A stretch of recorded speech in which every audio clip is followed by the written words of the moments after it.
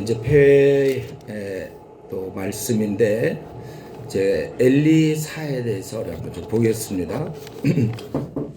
여러분이 이제 여기 약간 폐배다, 끝나고 집에 간다 이런 생각을 다 두고 어제 저녁 같은 그런 마음으로 좀 엘리사에 대해서 우리가 좀 살펴보는 거예요. 어제 우리 읽었던 말씀 중에 이제 그거 있죠. 엘리사가 처음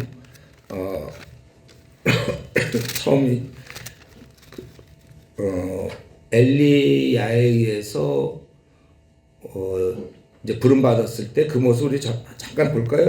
우리 열왕기상 19장에서 엘리사가 어떤 사람인가 지금 우리가 그걸 살펴보는데 바로 주세요. 그 부르심을 받았을 때 즉각적으로 순종하는 사람이었다. 그 19장 열왕기상 19장 19절에 엘리야가 거기서 떠나 사바세 아들 엘리사를 만나니 그가 12결의소를 결의랑 이제 이렇게 두 마리가 하나가 돼가지고 그렇게 가는 거예요. 그래서 12결의소를 앞세고 밭을 가는데 자기는 12째 결의소와 함께 있더라. 그러니까 좀 그래도 큰 농사를 지는 걸 알 수 있겠고, 엘리야가 그리로 건너가서 겉옷을 그 위에 던졌더니, 어제 좀 살펴봤죠? 그랬더니 그가 소를 버리고 엘리야에게로 달려가서 이르되 청하건대 나를 내 부모와 입맞추게 하소서. 그리한 후에 내가 당신을 따르리다. 엘리야가 그에게 이르되 돌아가라. 내가 네게 어떻게 행하였느냐 하니라. 엘리사가 그를 떠나 돌아가서 한 겨리소를 가져다가 잡고 소의 기구를 불살라 그 고기를 삶아 백성에게 주어 먹게 하고 일어나 엘리야를 따르며 수종 들었더라. 이게 처음에 이제 만나는 장면이죠. 그러니까 12겨리소라는 얘기는 이제 두 마리씩 했을 거고, 12번째 자기가 하고 있었으면 적어도 11명의 종들이 함께 밭을 가는 중이었다는 것이죠. 그때 엘리야가 부르자 내가 부모님과 입맞추고 그리고 따르겠다. 그래서 돌아가라. 내가 무엇을 하였느냐? 허락한 것 같아요. 왜 내가 막느냐? 그 뜻인 것 같고. 그래서 소의 기구를 불살라 그 고기, 그러면 그 꽤 먹었을 것 같은데, 소 2마리 백성들에게 주어 먹게 하고 엘리야를 따랐다. 우리는 뭐냐 그랬구나라고 생각이 쉽지만, 그러나 실제로 그 당시에 엘리야를 따른다는 것은 그거는 굉장히 우리 옛날 광복군에 너 들어와라 이런 거 비슷하죠. 굉장히 위험한 길이요, 죽음의 길이에요. 뭐 그 당시 사람들이 다 알고 있었잖아요. 이 사건을요. 갈멜산 사건과 그리고 이세벨이 죽이려고 했던 이런 모든 거 다 알고 있는데 굉장히 좀 위험한 길이고 이 길 들었으면 머리가 조금만 있어도 생각이 금방 들잖아요. 그 수많은 선지자가 죽었는데 자기네 여기서 농사하고 있는데 농사 짓고 있는데 와가지고 자기를 따르라고, 그거 좀 갈등하지 않았을까요? 네. 그 길은 사실은 특별히 대안이 없는 길이에요. 도망 다녀야 되는 길이요, 죽을 수 있는 길이고, 그리고 모든 그 당시에 흐름과 반대되는 길입니다. 그러나 그는 그 부르심을 피하지 않았고, 그리고 여기서 아주 중요한 것은 자기의 그런 그냥 따르면 좋은데 거기서 보면 한 겨리소를 가져다가 잡고 소의 기구를 불살라 그 고기를 삶아 백성이 주었다. 뭐 그냥 따라가지 또 뭐 이런 절차를. 근데 제가 생각할 때 이게 좀 중요한 것 같아요. 이거는 뭐냐면 자기 이제 끝났다. 나는 이제 더 이상 농사 짓지 않는다. 내 생계를 위해서 이런 거 나 안 하겠다. 그걸 확실한 결단을 보여준 겁니다. 더 이상 이제 지금같이 농부로서 농사 짓던 삶을 끝내겠고 나는 다른 길에 들어선다. 바로 선지자의 길, 그건 이제 죽음의 길이라고도 할 수 있겠는데 제가 그 길을 가겠다는 결정입니다. 이제 돌아올 수 없는 다리를 걷는 거고, 다리를 끊어버린 거예요. 그냥 걷는 게 아니라 끊어버렸어요. 제가 볼 때 이거 백성에게 주워 먹게 했다. 이거는 물론 이제 뭐 좋은 뜻으로 잔치 벌일 수 있는 거죠. 그러나 자기의 의지를 사람들에게 표명한 거예요. 저는 근데 요게 약간 우리한테는 중요해요. 이런 게 좀 중요합니다. 왜냐하면 하다가 좀 힘들면 아이고 나 다시 가야 되겠다고 여전히 그 소들이 또 반길 거 아닙니까? 이때 죽지 않았던 소들이 원래 잡아먹었어야 될 소들이. 그리고 그 농기구들이 그대로 있고. 근데 그것뿐만 아니라 백성들의 고기를 먹여줬거든. 백성들한테 다 알렸어요. 나 이제 다른 길 간다. 자기가 몰던 소를 잡아먹는 농부가 어디 있습니까? 이제 이런 게 참 중요하죠. 모세를 생각할 때도 마찬가지예요. 그가 애굽인 한 명 죽였잖아요. 그래서 바로에게 알려졌고, 그래서 그는 도망을 갔고, 만약 그때 애굽 안주 한 대 때렸다든가 하면 어떻게 다시 좀 그럴 기회가 있는지 모르지만 확실해. 그러니까 돌아올 수 없었어요. 우리 인간은 연약하기 때문에 이런 것들이 필요합니다. 저 같은 경우는 이제 간선을 뛰어들 때 처음에 괜찮아. 처음에 저도 여차하면 뭐 간선 뛰어들었다가 여차하면 다시 제가 그냥 원래 직장으로도 갈 수 있고 그랬을 거예요. 근데 이제 그게 뛰어들고 조금 시간이 지나니까 이제 뛰어들어도 이제 회사 들어가기도 어려워. 이미 잘 된 거예요. 물론 저는 이제 그럴 생각도 애당초 없었지만 인간은 연약하기 때문에 이런 것 달을 끊는 게 참 중요해요. 환경을 만드는 거. 내가 다시는 돌아가지 않는다. 그래서 우리 이 맹세 같은 게 있는 거잖아요. 서약. 그리고 그러니까 여러분들이 어떤 것을 결정하고 그리고 앞으로 중요한 거 할 때 난 카이타를 빼먹지 않겠다. 이걸 말로만 하지 마세요. 자기 집안 식구한테 다 얘기하거나 친구한테 얘기하고 만약 빼먹으면 너한테 내가 한번 빼먹을 때도 5천 원 준다. 이런 게 우리한테 필요한 거야. 그래야 자기가 어쩔 수 없어. 그래서 여러분들 요래 같은 부 조언들 있잖아요. 조언들한테 얘기하는 거죠. 나 이제 카이타면 안 빼먹고 서로 약속해. 나 이제 카이타면 안 빼먹겠다. 빼먹으면 이 조 우리 여름 수련회까지 가자. 이 조가 그래갖고 내가 5천원씩 낸다. 예. 사람은 또 5천원 많으면 1,000원에도 거세요. 1,000원. 1,000원 건다. 그리고 이렇게 한번 사람이 공부하는 게 굉장히 중요해요. 우리 이전에 우리 매형이 그때 회사 사장이었는데 담배를 끊어야 되겠는데 잘 안 끊어지거든. 회사에다 그 공고해서 옛날 얘기.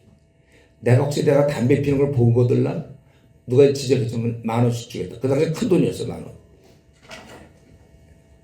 그러니까 자기가 필래다가 10,000원 아깝잖아.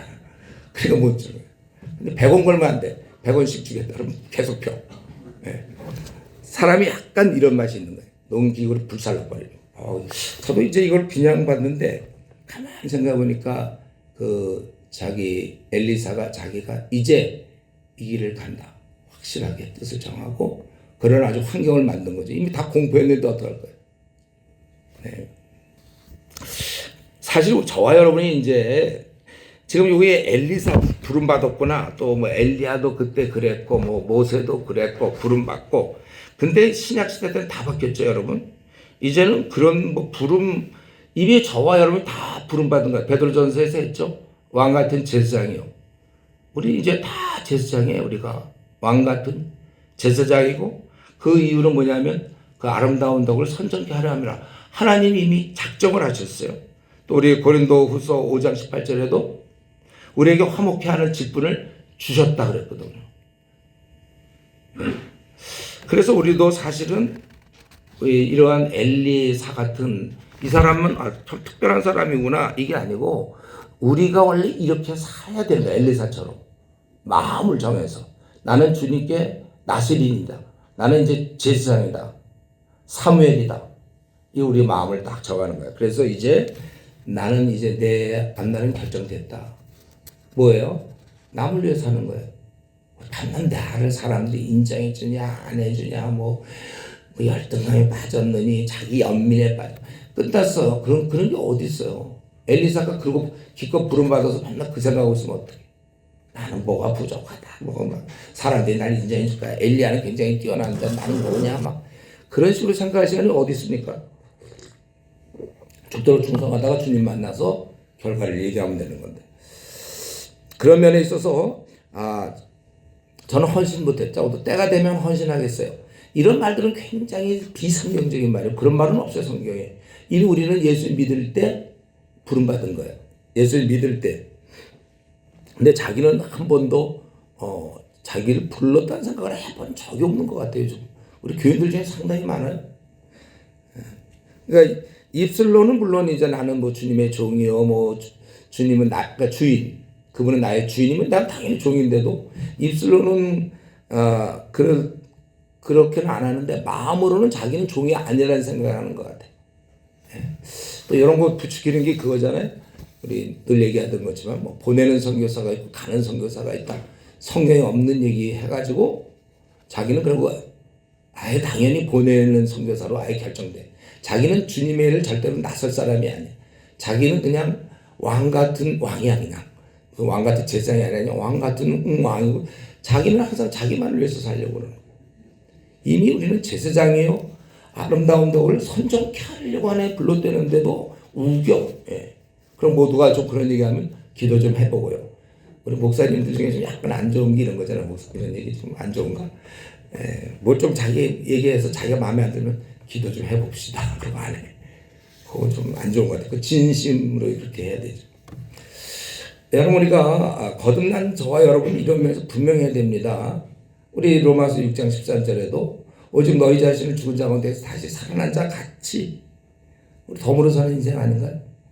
그래서 하나님께 드리며 너희 지체를 의의 무기로 하나님께 드리라. 그래서 우리가 뭐 제가 사실 간사로 헌신할 때 저는 그때 꽤 내가 뭐 헌신한 줄 알았어요.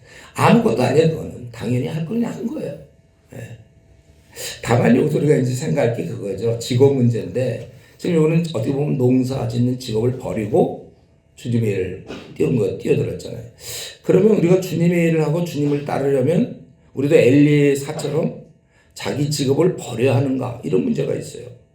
답은 상황마다 다르다. 어떤 사람은 직업을 놔두고 쫓는 사람이 있고 어떤 직업을 갖고 쫓는 사람이 있어요.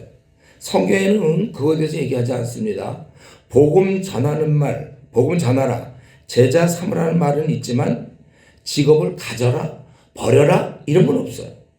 직업과 관계없이 제자를 삼는 건데 단 우리의 분별력, 이 시대를 바라보면서 우리의 이해력을 가질 때 직업을 가질 때 너무 시간을 많이 뺏기니까 그런 경우에는 그러다 보니까 도무지 제자를 삼을 길이 없고 틈틈이 직장에서 복음을 전하기는 하지만 이미 제한되어 있다는 거죠. 특별히 캠퍼스 운동은 절대로 직장을 갖고 할 수 없어요. 이거는.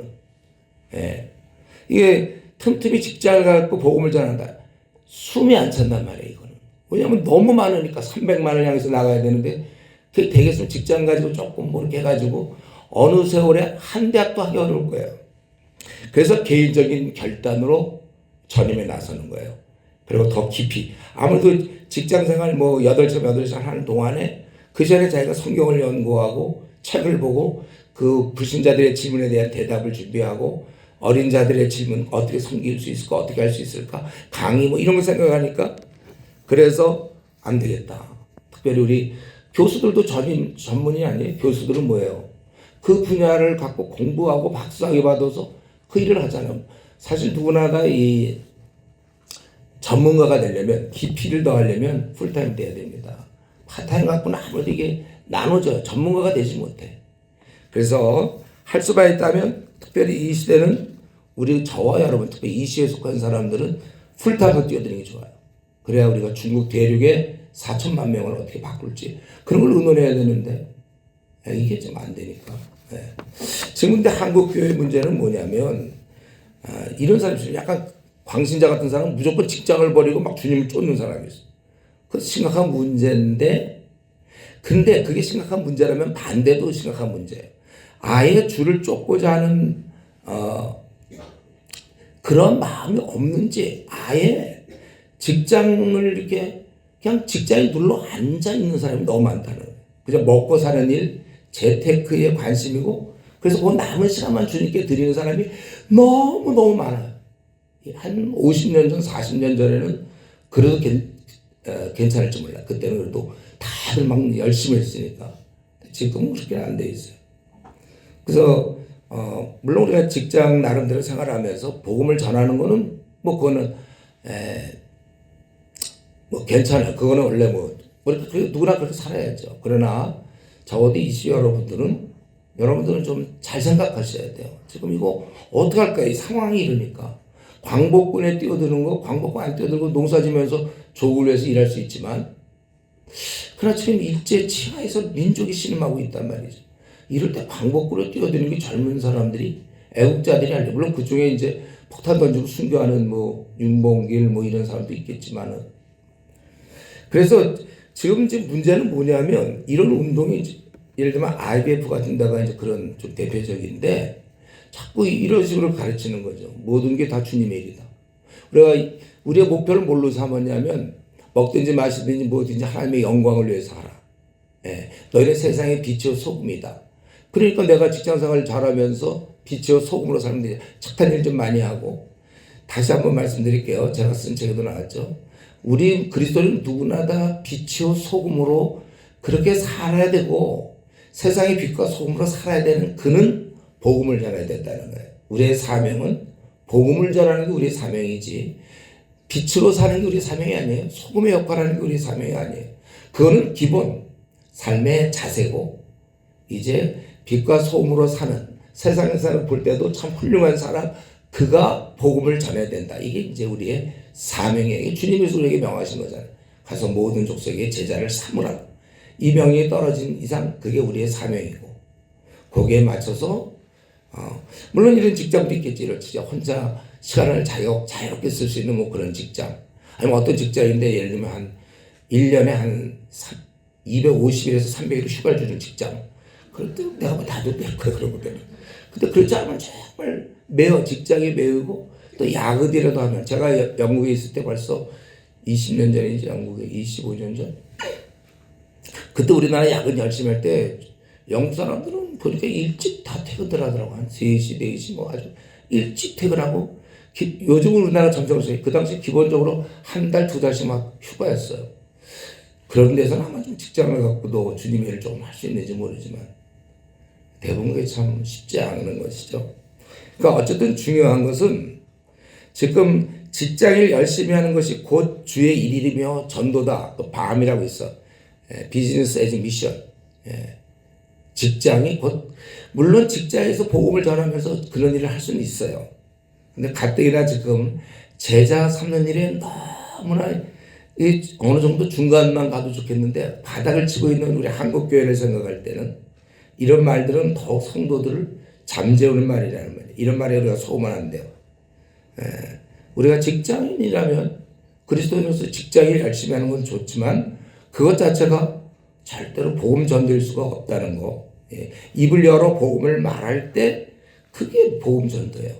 그래서 성령이 그 말을 듣고 로마서에 나오는 거잖아요. 전하는 자 없이 어찌 그들이 믿을 수 있느냐. 들음 없이 어떻게 믿음이 나느냐. 그래서 이게 계속 들려주는 일을 하는 거. 이게 복음 전하는 거지. 직장생활 열심히 하는 게 무슨 복음 전하는 겁니까? 그건 직장생활 열심히 하는 거고 승진제 되도록 노력하는 것이죠. 그런데 이제 물론 먹고 사는 문제가 있기 때문에 그래서 풀타임의 경우는 교회가 책임져 줘야 돼요. 저도 선교단체에서 20년 이상 캠퍼스 선교사 할 때 참 저를 알고 있던 지인들이 조금씩 돈을 선교비를 보내줘서 우리 선교사들도 마찬가지 지금 선교사들 교회에서도 이렇게 해주는 거 똑같은 거죠. 그 다음에 이제 교회 목회자가 됐을 때는 또 교회에서 이렇게 사례를 줘서 먹고 사는 거. 어쨌든 우리 바울 사도도 마찬가지죠. 바울 사도도 천막을 치면서 그러나 그게 주가 아니었다는 거죠. 그리고 뭐 또 사람들이 도와주면 또 그걸로 살기도 하고 그러면서 살았다. 네, 그리고 이제 이렇게 시작이 됐습니다. 자기는 고기를 다 자기가 몰던 한 겨리소를 가져다가 잡고 소의 기구를 불살라 고기를 삶아 백성에게 주어 먹게 하고 그리고 따랐다. 그런데 이제 따랐는데 그 다음에 잘 생각해 보세요, 여러분. 지금 약간 졸려요. 공기가 약간 탁한가. 이제 할 일이 생기면 어제는 이제 해봐야 자는 건데 오늘은 집에 갈 일이 있는. 지금 우리 이렇게 잘 생각해 보세요. 뭐 엘리사 입장. 자기가 주님을 따랐잖아요. 예. 따르기로 했어요, 선지자로. 근데 자기가 뭘 하려고요, 자기가. 농사 짓다가 자기가 뭘 어떻게 할 수 있겠어. 그게 이제 2장이 나오는 거예요.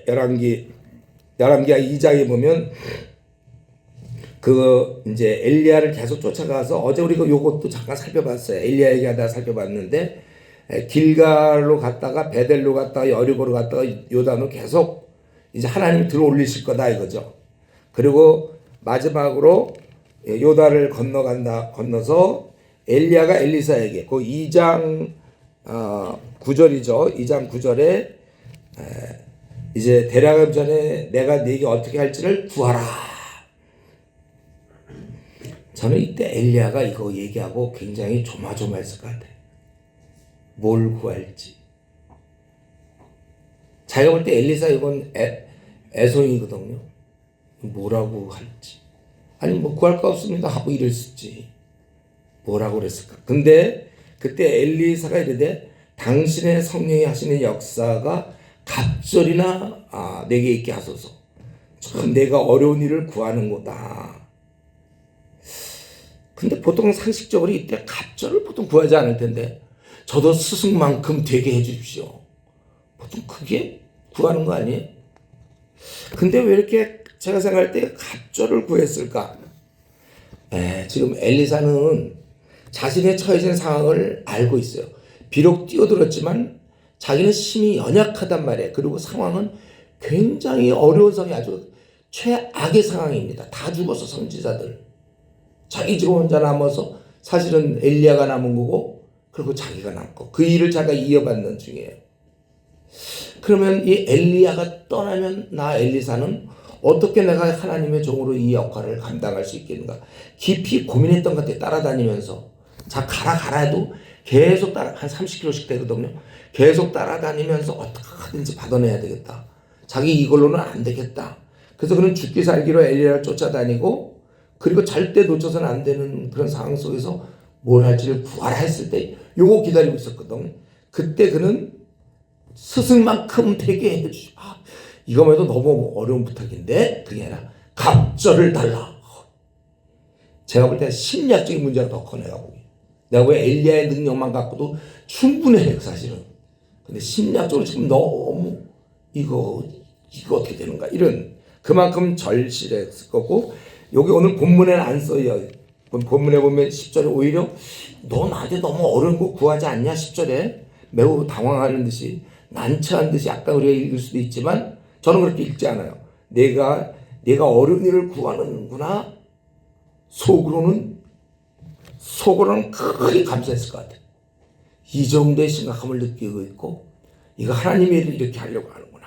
야, 저 쫓아올 때도 사실 쫓아오지 말라 그랬는데 쫓아왔잖아요. 속으로는 참 감사해. 만약 안 쫓아오면 어떨까. 지금 휴거제가 하나 남겨놨는데 너 자꾸 오냐 뭐 이렇게 그러면서 사실 그걸 시험하고 있는 거죠.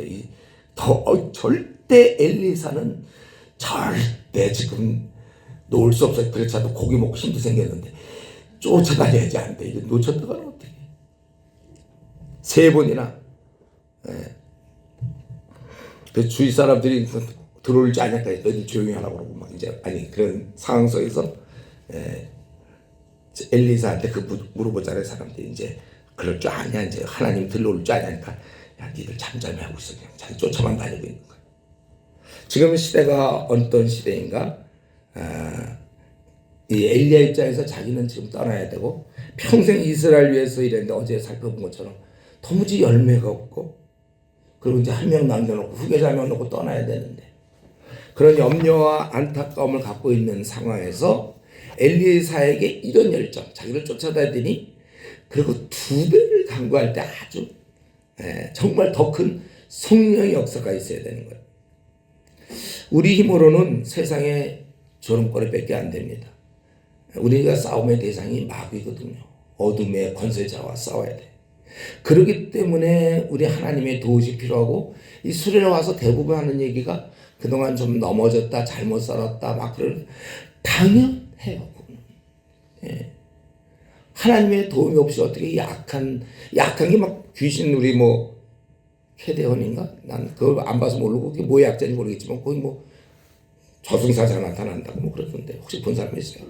하여튼 무슨 귀신 나타나서 있잖아요. 마귀가 나타나서 와 이러면 아마 다들 성경 보고 기도 많이 할 거예요. 근데 나타나지도 않거든. 마귀는 그렇게 공격하지 않아요. 우리의 뭐 때문에 우리한테 나타나서 우리라고 신앙 더 좋게 만듭니까? 마귀가 나타나면 신앙 더 좋아져. 우리는 그냥 우리를 쓰러뜨리기만 하면 되거든요. 그래서 보통 쓰러뜨리는 게 뭐예요? 세상의 쾌락, 성적 유혹, 그리고 돈에 대한 욕심, 세상의 자랑, 내 앞날에 잘 먹고 잘 살, 이런 걸로 그냥 무차별적으로 다른 친구들 막 공부하고 다들 막 돈 버는 나는 뭐냐, 아니면 성적인 유혹이 막 온다. 그거 한번 넘어지면 힘없어. 하나도. 목사들이 그렇게 잘 나가도 뭐 목사뿐만 아니라 성적으로 한번 실패하면 끝나잖아요. 아주 무서운 거예요. 다윗도 그랬으니까. 우리가 이렇게 자꾸 공중의 권세 잡은 자들이 우리를 공격한단 말이에요.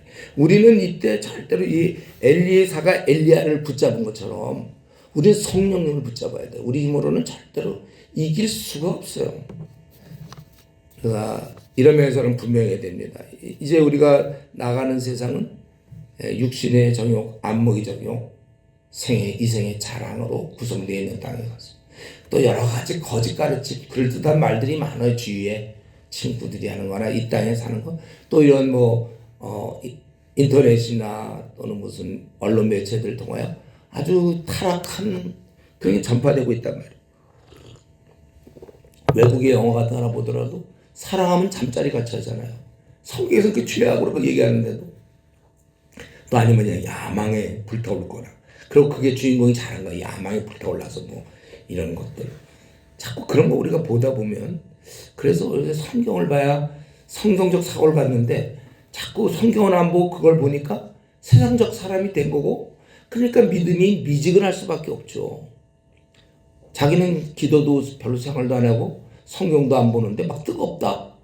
그럼 그건 또 이상한 거예요. 우리 엘리사가 엘리야에게 구하듯이 우리는 매일 성령님께 능력을 구해야 되는 거예요. 기도와 말씀 생활을 해야 되는데 이걸 놓치고, 그러니까 세상에서 지금 우는 사자처럼 이 사자와 실제 사자와 싸우고 있는데, 사자와 싸울 때는 칼이 필요한 거예요. 칼. 여러분들 사자랑 맨손으로 싸워. 삼손이 어제 우리 천국에서 나왔죠. 삼손. 사자랑 싸우는데 자기가 어떻게 맨손 갖고 싸워요? 칼이든지 총이든지 있어야죠. 그걸로 싸우면 돼. 마찬가지로 여러분의 총이요, 우리의 칼은 앞으로 우리 주님 만나기 전까지 이 땅에 있는 동안은 공주의 권세 잡은 자가 계속 우리를 괴롭힐 거예요. 계속 공격할 겁니까? 쓰러뜨릴 거예요. 자꾸 쓰러뜨리려고 노력할 거예요. 우리는 계속해서 총칼을 붙잡고 있어야 돼요. 말씀과 기도. 그래서 이거는 아예 우리가 매일 밥 먹잖아요. 좀 있으면 또 밥 먹을 거지만 아예 그걸 습관으로 들이고 당연히 먹어야 돼. 밥은 대신 배가 고픈 이 고파줌이 있는데 영적인 그런 게 없어서 말씀 기도를 자꾸 안 하는 것 같아. 근데 이제 어느 정도 그래서 우리는 빨리 습관으로 만들어야 돼. 저는 대학교 2학년 때 그때부터 습관을 만들었어요. 말씀 기도를. 지금까지. 도저히 저는 말씀 기도를 정말 저는 잘 못하겠습니다. 혹시 그런 사람이 있어요? 그런 사람 제가 알려드렸죠. 유일한 방법이 하나 있다고. 목사 되는 방법. 목사는 어쩔 수 없이 성경을 봐야 돼요. 기도를 안 할 수가 없어.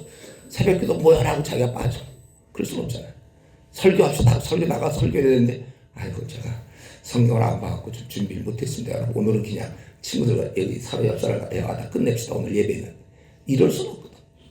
그러니까 할 수 없이 나는 목사님 저는 인생이 특이한 체질이라 성경만 보면 벌써 잠이 오고 도저히 성경을 못 보며 기도 눈만 감았다 하면 그냥 잠듭니다. 도저히 저는 절대로 말씀 기도는 절대로 못합니다. 이런 사람은 할 수 없이 목사가 되라. 성도를 위한 게 아니고 그 사람한테 목사한테 목회를 하지 마세요. 그냥 가족도 뭐하러 가든지 어떻게 해서 안 될 거예요. 그러니까 운동선수가 지금 올림픽 나가서 몸에 영양가 좋은 거로 막 영양사들이 관리해줘갖고 영양가 있는 거 잘 먹고 지금 이제 올림픽 나가야 되는데 굶기를 밥 먹도 돼. 성경 안 보기를 밥 먹도 돼. 그냥 안 봐. 어제도 안 보고 오늘도 안 봐. 성경을. 기도도 제대로 안 해. 해봐야 그냥 무난 인사 정도. 아침에 일어나서 잠깐 기도하고 자기 전에 잠깐 기도. 그 기도 아니라고 그랬어요. 그거는 무난 인사라고 그랬어요. 그건.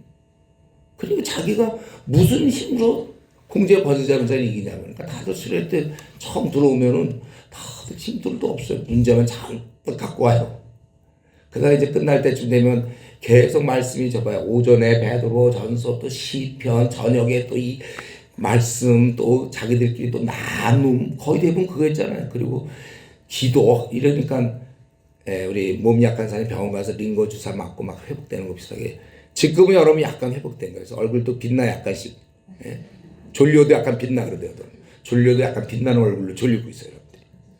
근데 이제 가서 또 말씀기도 하면 또 돌아가는 거죠.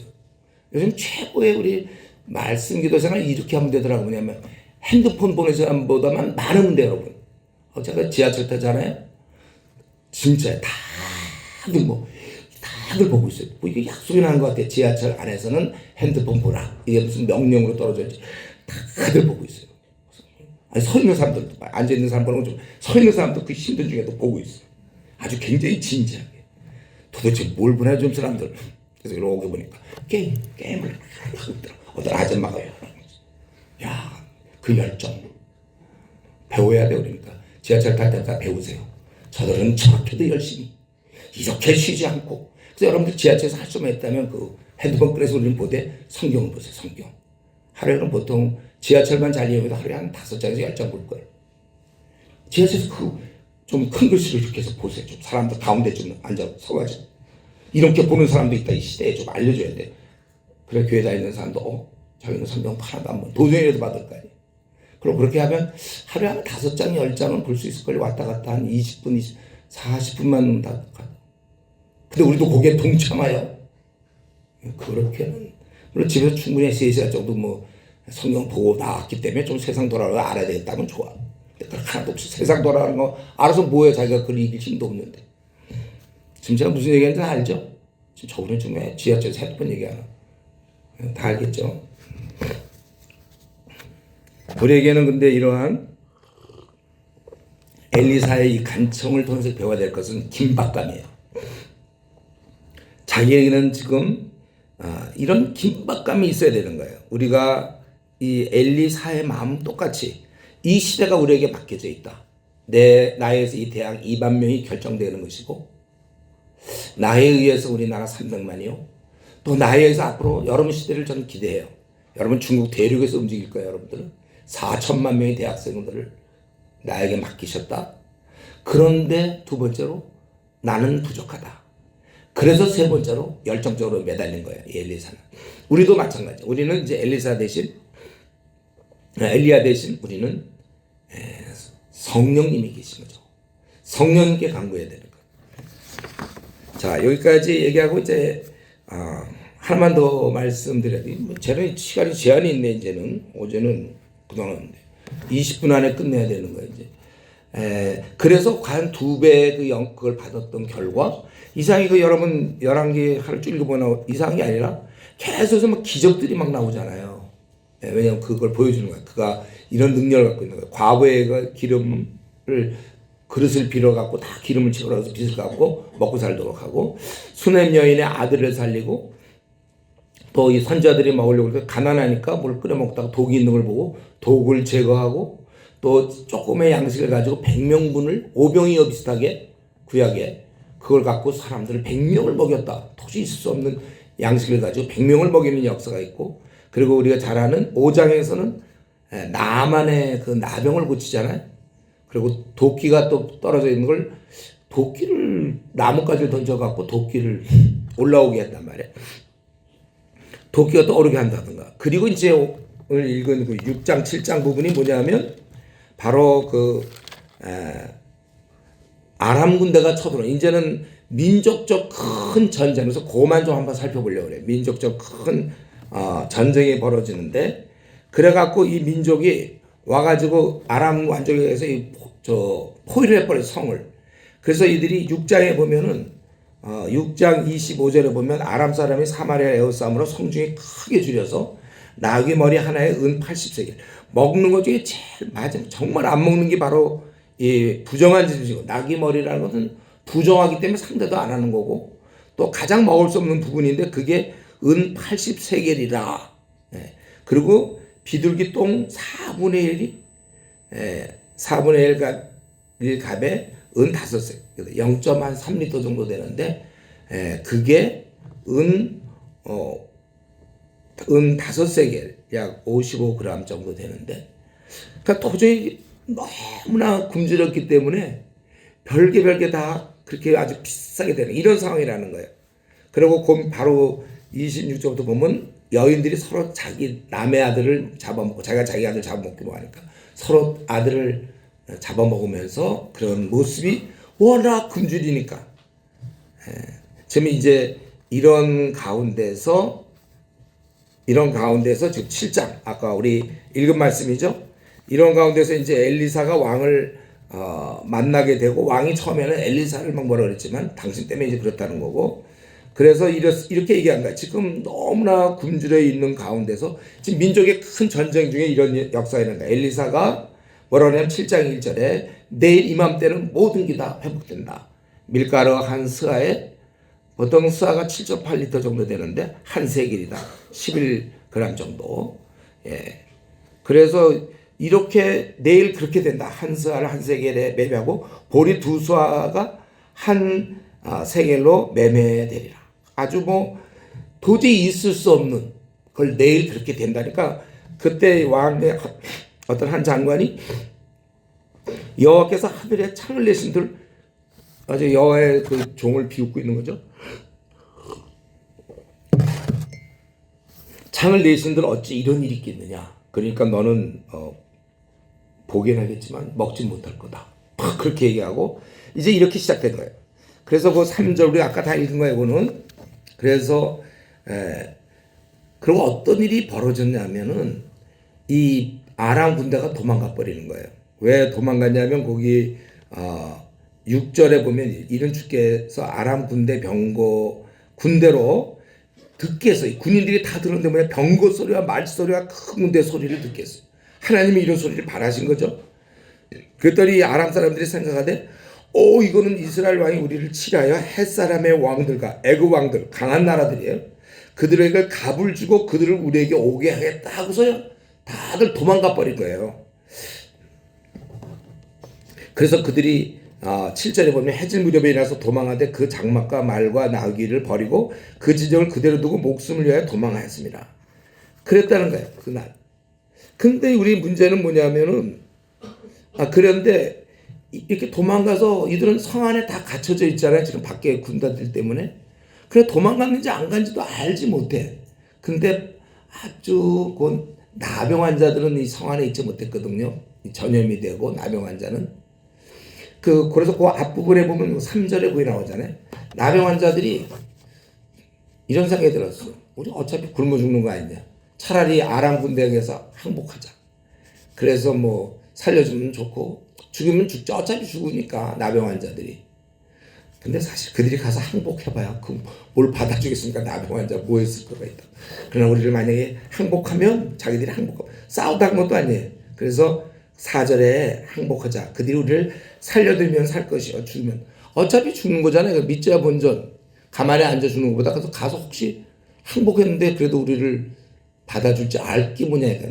내가 보기엔 항복해봐야 그럼 받아주지도 않아. 무슨 장관이 장군이 와갖고 항복해야 쓸모가 있는 거지. 무슨 저 나병 환자들이 와갖고 그것도 뭐 거지들이 와갖고 우리는 항복합니다. 뭐 어제 싸움이나 제대로 해봤어요. 어쨌든 그런데 그런 생각을 해서 이들이 그래서 가서 보니까 웬걸 아무도 없어. 시커 먹을 거는 잔뜩 있고 아무도 없어. 왜냐면 아까 좀 전에 읽은 것처럼 다 도망가 버렸거든요.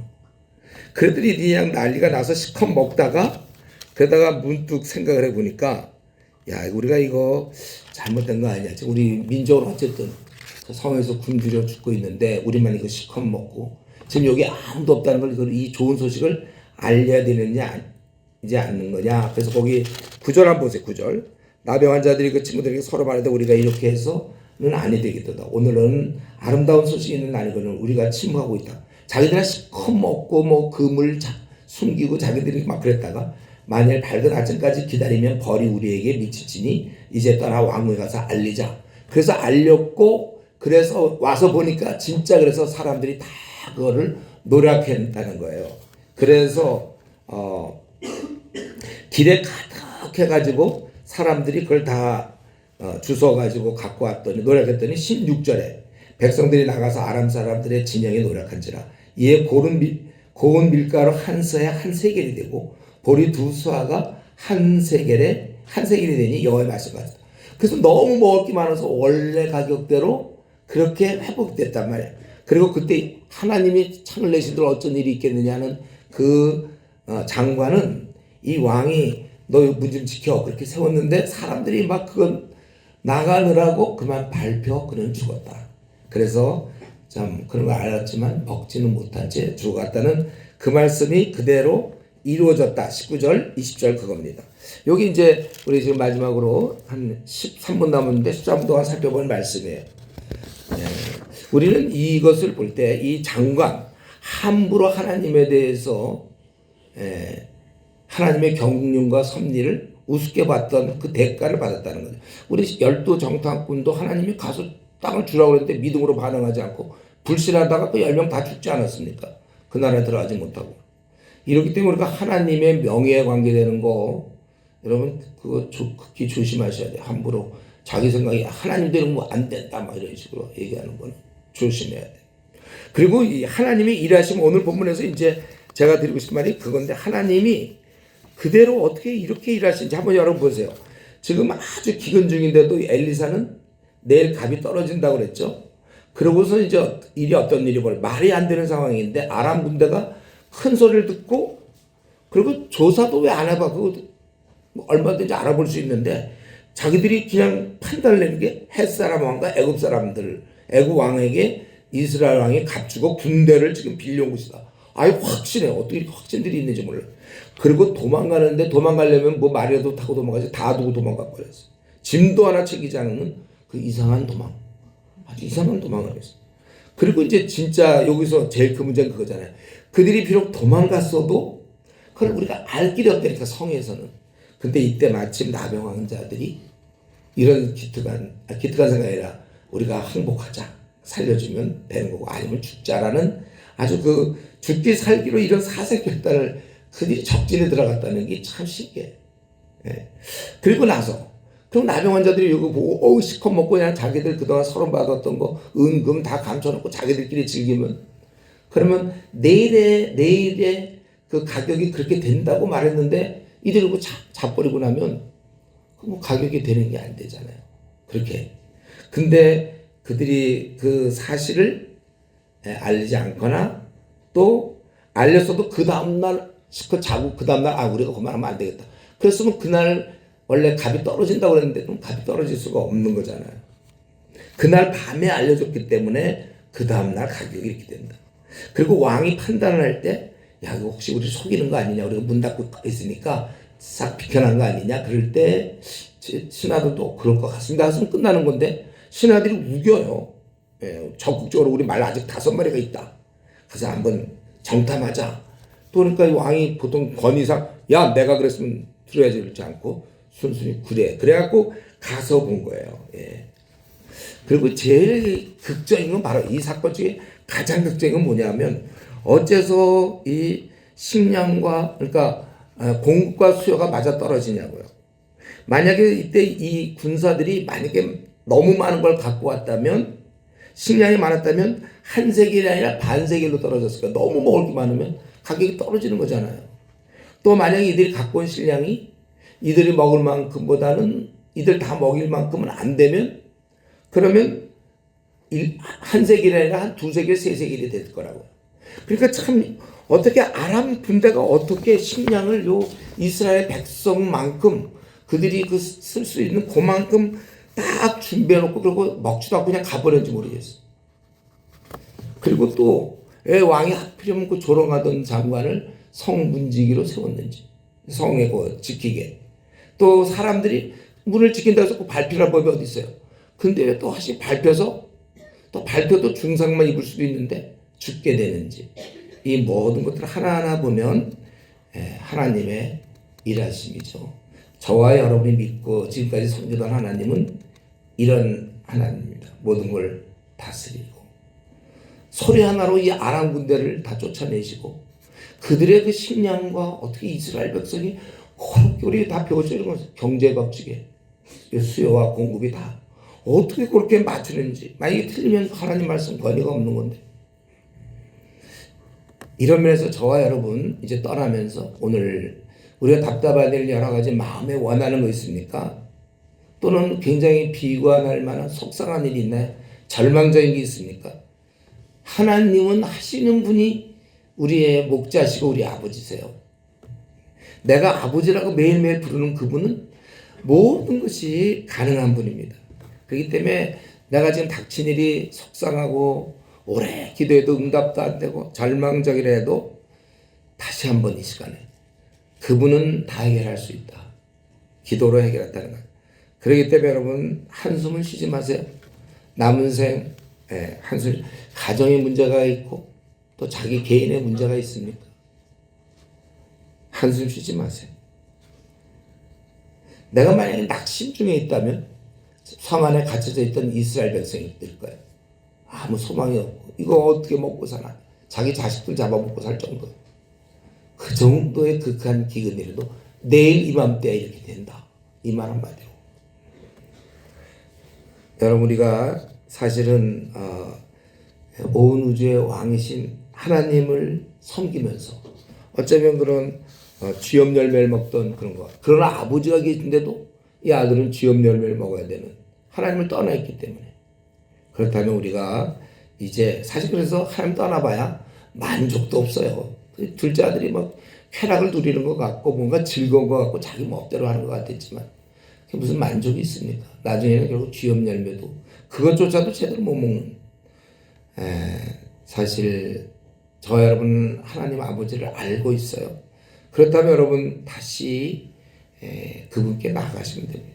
모든 것 다 기도로 해결하면 되겠고 어제 캠퍼스 얘기 들을 때 참 답답해. 우리 지금 나가야 될 싸움이 너무 많은데 우리 모임 일단 뭐 몇천 명이 되고 몇만 명이 좀 되고 그러면 그래도 뭐 좀 해보겠는데 우리 정말 지금 여기 다 그렇지만 하나님은 다 할 수 있는 분이에요. 그래서 여러분들이 아침마다 우리 기도하면서 비록 두세 사람이 함께 매일매일 하나님께 울부짖는 거예요. 이 캠퍼스를 달라고. 그럴 때 캠퍼스를 우리가 얻을 수 있는 거예요. 그래서 우리가 하나님을 의지하는 한 두려움과 걱정 없고 비록 이 수련회가 끝나지만 여러분들은 승리할 수 있는 것입니다. 그럼 5분 남았는데 마지막 한마디만 더 하고 한마디만 더 하고. 이 본문은 오늘 본문의 핵심은 아니지만 근데 이 본문은 참 우리 입장에서 너무 중요한 거예요. 다 알고 있죠? 바로 이 나병 환자의 자세. 자기들이 시커 먹다가 그런 생각을 했어요. 저들은 다 굶어 죽고 있는데 우리만 시커 먹고 우리가 그거 알리기만 하면 저들도 와서 다 먹을 수 있는 걸 우리가 알리지 않고 우리만 먹고 있구나. 이걸 깨닫고 가서 알렸다는 거. 지금 요 내용이 저는 지금 오늘 엘리사에 대한 얘기지만은 요거는 좀 약간 핵심은 아닌데 오늘 제가 엘리사에 대한 얘기는 그러나 요 입장이 어쩌면 우리 입장과 똑같습니다. 오늘날 우리 믿는 우리의 입장이 바로 그거예요. 주위 사람들은 영적 굶주림과 절망 가운데 있는데 이 영적인 풍성함, 생명이 있는 걸 이들은 모르고 있고 우리는 알고 있단 말이에요. 근데 우리가 가만히 있으면 우리 나병 환자들이 고백했잖아요. 만일 밝은 아침까지 기다리면 벌이 우리에게 미칠지니. 사실 저와 여러분이 복음을 전하지 않고 다른 것에 힘쓰고 있다면 우리가 이걸 알리지 않는다면 우리도 벌 받아야 마땅한 사람들이에요. 우리의 이런 책임이 있다는 거예요. 그래서 우리가 지금 이 시위를 하고 있는 거예요. 알리기 위해서. 우리 소식을 들어야 될 사람들 나가야 되는 겁니다. 다만 여기서 이때 자격을 따지지 마세요. 아니 나병 환자가 무슨 자격이 있어요. 나병 환자가 사람들도 상대 못해갖고 쫓겨난 사람들인데 자격으로 따지면 빵이에요. 빵. 그렇지만 자기를 볼 땐 그렇지만 자기 볼 거 없어요. 왜냐하면 자기가 갖고 있는 내용이 중요한 거죠. 내용. 이건 무슨 학벌이나 돈이나 명예나 직위가 다 필요 없다니까. 이 내용을 갖고 있어요. 저와 여러분은 비록 여러분이 만약에 초등학교밖에 졸업을 못했을 관계없어요. 뭐 중학교밖에 졸업을 못했거나 뭐 자기를 따져볼 때 너무나 이 땅에서 볼 때는 자기는 이생망 이번 생 망했다 그거죠. 자기는 뭐 학벌도 없고 자기는 정말 집안도 그렇고 자기의 지난날의 삶도 엉망이고 아무것도 없어서도 그 엉망인 그가 머릿속에는 예수님 믿으면 구원받는다. 영생을 얻는다. 이걸 갖고 있다는 사실이에요. 그렇기 때문에 이제 자꾸 자기의 그 한심한 모습 좀 그만 좀 보세요. 나병 환자가 우리가 뭐 말할 자격이나 이러면 안 되잖아요. 이 엄청난 사실을 알고 있었어요. 그건 너무나 세상 사람들한테 귀한 거예요. 내가 갖고 있는 모든 것 아무것도 중요한 게 없어요. 여러분이 이 나그네 길 앞으로 40, 60년, 50년 더 살아야 되는데 뭘로 이 땅에서 기여하려고 그럽니까? 무슨 일 하다가 주님 만나려고 그래요? 단순히 이 사실만 알려줘. 여러분 초등학교만 나오고 아니 초등학교 중퇴도 괜찮아. 집안도 엉망해. 내 삶은 내놓을 게 하나도 없어. 내 삶이 공개되는 게 부끄러워. 나는 초라해. 우리 집안이 왜 이래? 나의 삶이 왜 이 모양이야? 그래도 그만 자신을 들여다보고 갖고 있는 이 귀한 진리, 이게 그들의 생에 가장 귀한 걸 알려주는 거예요. 명심하십시오. 내가 세상을 살 수 있는 복음을 하나님이 나 같은 것에게 넣어줬다는 사실. 그런데 내가 그냥 한가하게 그냥 나만 위해서 살아서 어떻게 겠느냐 이겁니다. 여러분들 다행히 여러분에게는 캠퍼스가 기다리고 있어요.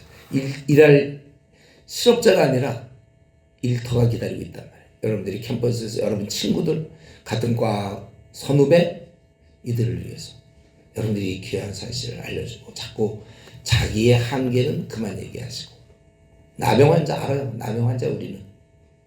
그러나 우리 갖고 있는 것이 너무 귀하기 때문에 남은 새 이거 많은 사람을 한 명이라도 더 구원하다가 주님 만나는 귀한 형제자매 되길 바랍니다. 기도하겠습니다. 기도하고 축도를 마치겠어요.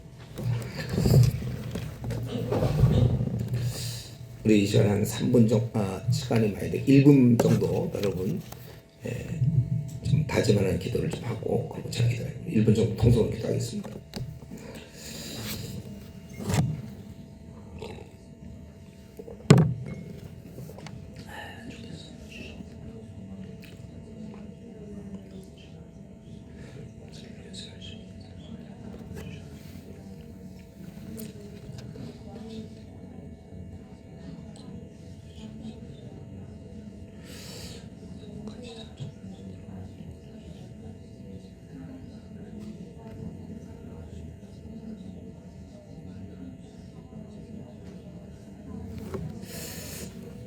기도하겠습니다.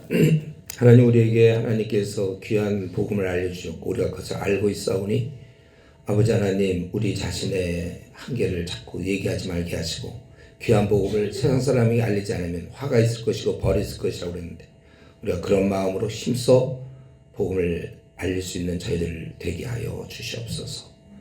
예수님의 은혜 가운데 마치게 하심을 감사하고 예수님 이름으로 기도드리옵나이다. 아멘. 축도하겠습니다. 이제는 우리를 구원하시기 위하여 이 땅에 오셔서 우리 대신 죽으신 우리 주 예수 그리스도의 은혜와 우리를 사랑하시되 아들을 아끼지 아니하시고 이 땅에 보내신 하늘아버지의 그 크신 사랑과 성령의 교통하심이 참으로 귀한 복음을 듣고 일생 빚진 자 되어 캠퍼스로 세상을 향하여 나가는 우리 사랑하는 주의 백성들에게 늘 함께 있을지어다. 아멘.